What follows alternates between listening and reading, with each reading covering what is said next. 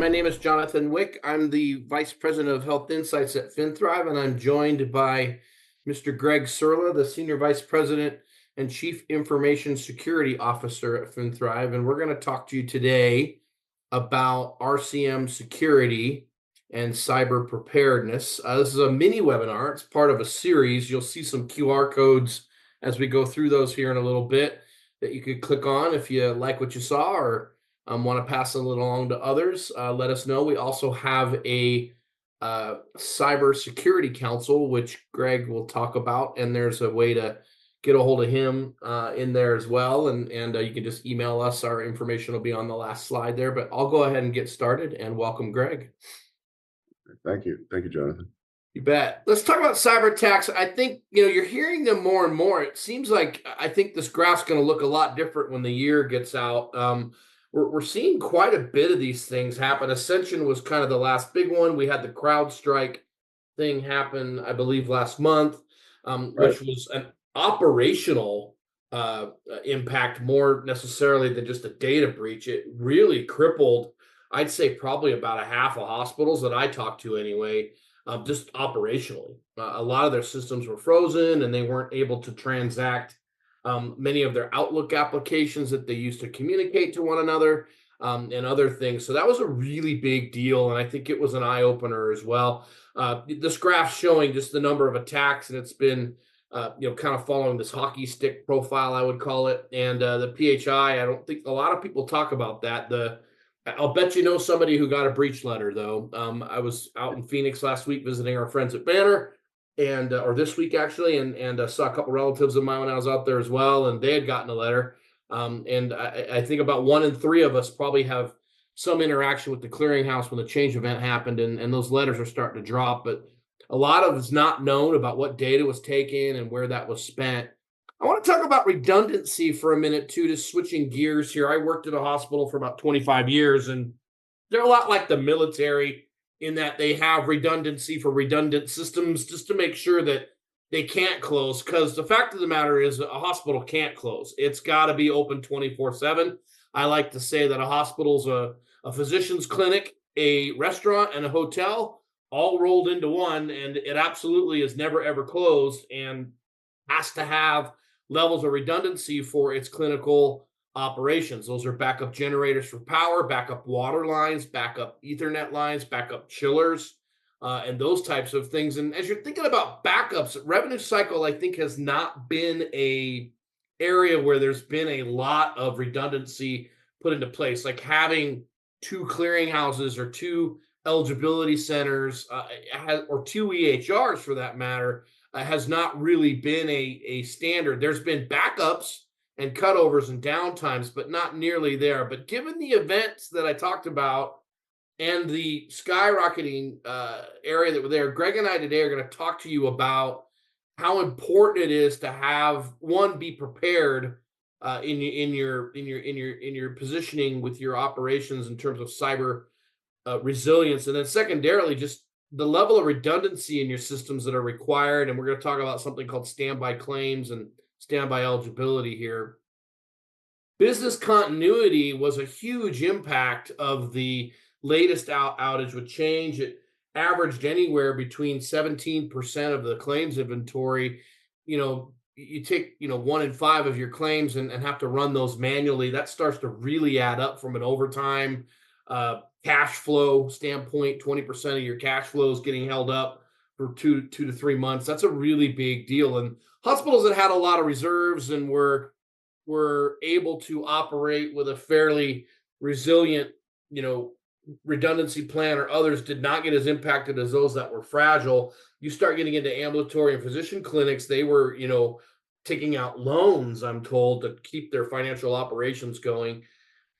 Eligibility is one of those areas that I think is table stakes these days in terms of making sure your patients and the consumers that are coming in, their insurance is being verified to where your funding mechanisms are established before care is delivered. Best practices to do that in the pre-access intake center. I know hospitals run tens of thousands of these transactions a day, be it for eligibility. We'll talk about insurance discovery here in a minute as well. But it's important that when that goes down, I think, the other options are to go to a portal like Navinet or some of these other ones, or the payer directly. Or I even heard of some hospitals picking up the phone, which, oh my goodness, that's 1985. Cutting over to a standby eligibility platform can happen in a matter of hours, and it can be set up if you've never had a secondary eligibility system in a matter of days. So it's something to think about, and it's not a large expense, and it really saves on some of those labor cost and cash flow risks as we're looking. It is a best practice now, I would call it. I'm talking to several health systems, and they are very closely evaluating having a secondary clearinghouse, if not already installed one. They back up every 15 minutes, make sure that those payer mnemonics and mappings are all there. And then if the system fails, as I mentioned, they could switch over within a day at the most. And those data and other things are synchronized across that group. Uh, Claims are probably the biggest impact we have at the latest event, and that is a big deal. And I think it magnifies itself in that once you are down and you're trying to communicate with the payer, that becomes a key or manually keystroke type of process, which immediately cripples an organization processing maybe 10 to 20,000 claims a day, right? That automatically kind of dropped and were built through the EHR and whatever your claims clearinghouse was in terms of getting those out in the right format on that UB04, out to the payers through that 276, 277 transaction and 278 for that matter.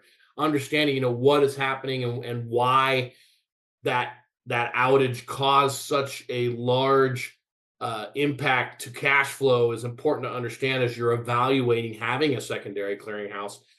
This is a no-brainer these days, I think. Claims must go to get paid, and also if your claim system is down for any extended period of time, you have to kind of finish out the payment of that process, in that format. So if you called by phone or you faxed something or you went to the portal, that's how your remittances are going to come, and then you're filing paper checks and all that stuff later, which can be very, very difficult. These are the benefits of having standby eligibility and claims. I'm not going to go into in super huge detail because Greg and I only have 15 minutes with you today, but take a look at this and just understand that denials and your follow-up and your clean claim rate and all of those things are very, very important as you're evaluating a standby solution. And I'm going to turn it over to Greg now, and he's going to talk a lot about cybersecurity, and then we'll open it up for questions at the end if we have any time. But thank you so much. Right. Yeah, thank you, Jonathan. Appreciate it. Hey, so with cybersecurity, if you're a cybersecurity person, you probably know, that the healthcare industry is under attack. As a CISO here at FinThrive, we see a lot of activity, a lot of ransomware attacks on customers, on peers, and on many others. And so it's unprecedented.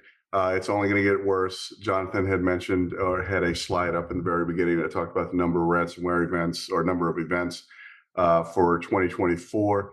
I strongly suspect that number is going to be a lot higher this year. But for FinThrive, just speaking of FinThrive, we aren't checking the box. And if you're in security, not to check boxes. That there's a lot more. We're running into threats that are faster than the speed of AI, the speed of bots. And so with FinThrive, we've taken the approach of security first. It's the culture that goes all the way up from the board to the CEO to everyone at the company, and we do a lot of things. Specifically, the security team here, we have a security ops team. They're 24/7 monitoring. We have our engineering team. We have our AppSec team that not only looks at the code, but they're conducting pen testing and red team exercises, which means that they're attacking our software as well as though they were an outsider and trying to exploit those holes that are out there. We want to catch them before anyone else catches them. If they exist. And then our risk management team is looking at everything from our vendors to our critical environments, our business continuity. Business continuity. We have information assurance. If you work with FinThrive and you send a questionnaire over to us, we have our information assurance team that is addressing that. We also have a new as of a couple of months ago, we have a FinThrive Trust Center where if you want to look at what we're doing in terms of security, our policies, the things that we're doing to protect your data, feel free to drop into that FinThrive Customer Trust Center. You can find that on the FinThrive homepage. Go to About Us and then Security. All right, Jonathan, let's move on to the next one, please. Thank you. So certifications and accreditations. FinThrive is constantly going through SOC 2, SOC 1, SOC 2, High Trust, Direct Trust, and then most recently we've accumulated a Texas Ramp certification. This, as you see here, these are the products that are certified. When you go into that trust center, you can download those reports so you can see where FinThrive where we sit in terms of how we've been um, how we're securing our environments. Let's go ahead and move on to the next. So with cyber incident response, same thing. We are strongly focused on incident response. Uh, Change Healthcare kind of opened up a lot of people's eyes. It's also opened up some eyes over here. We align with NIST 861 Rev 2, and that's the life cycle that you see on the right there. Just so you know, we conduct tabletop exercises twice a year with our technology team in one part of the year, and then the second part of the year we conduct it with our executive and leadership teams. Both sides of the house are directed through. This year, we're doing a ransomware event similar to what Change Healthcare had done, so that everybody understands what their role is and how to move quickly to protect your data. Let's go ahead and move on. All right, so we talked about Jonathan talked about redundancy, and so with us, we have a hybrid approach to our hosting of your data. For some of the products, we have it's sitting in Azure. It's also sitting in your data center. But then for others, it's sitting in Azure in our own data centers in Texas and Phoenix, and then we have one product that is sitting in AWS.